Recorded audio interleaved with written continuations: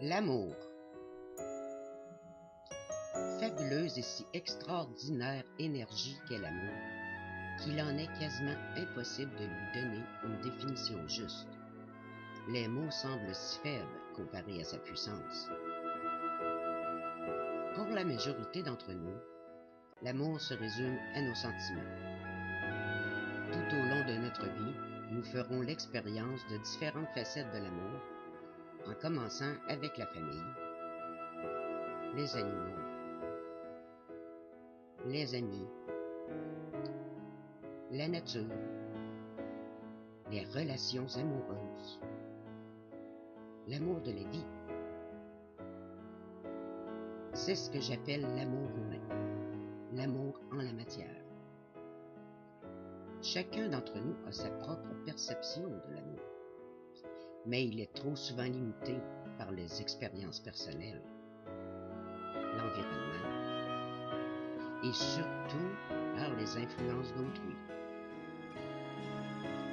Cependant, l'amour ne se limite pas là.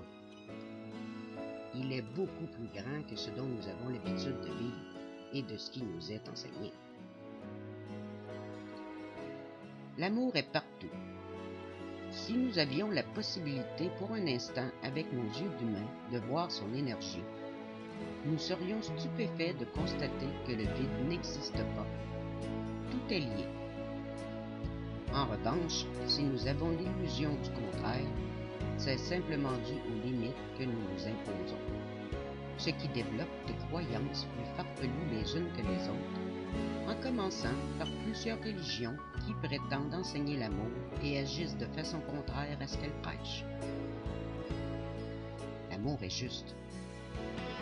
Il est joie, bonté, beauté. Il est la plus grande des richesses.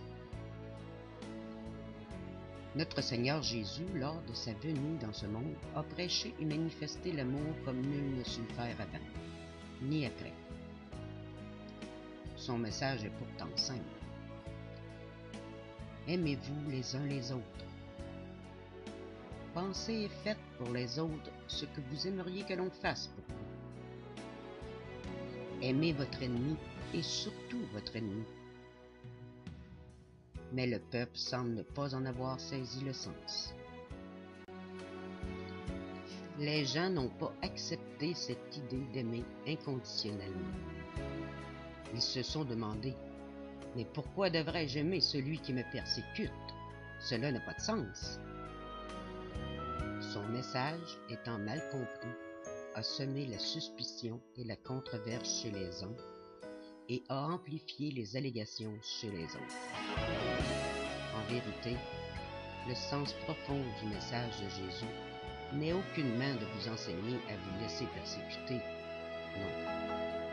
Il souhaite que vous compreniez et vous dit « Apprends à aimer ton ennemi au lieu de le combattre.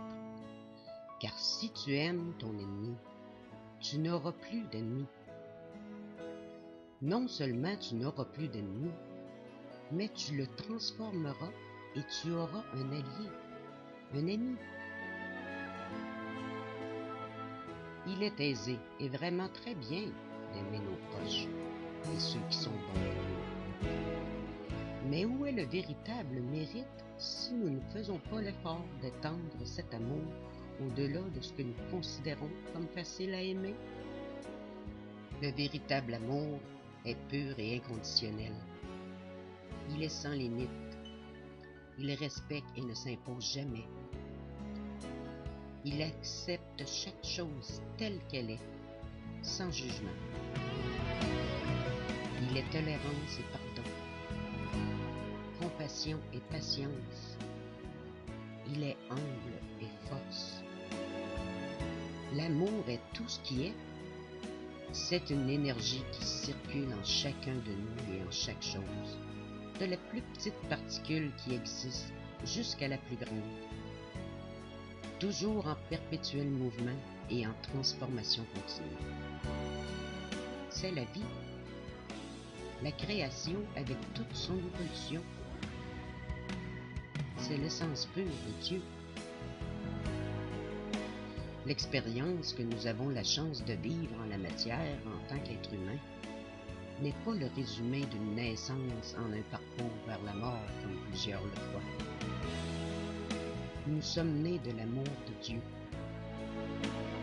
et avons simplement entrepris un beau et long voyage dans le but de nous redécouvrir. Et lorsque nous aurons appris les leçons qui étaient nécessaires pour nous dans ce monde, nous poursuivrons simplement notre voyage pour aller vers d'autres aventures. Dieu est amour éternel, et l'amour est l'essence de Dieu, ce qui est, à mon avis, la plus belle définition de l'amour. Et nous y sommes liés pour toujours. Bisous du cœur, ma belle étincelle d'amour.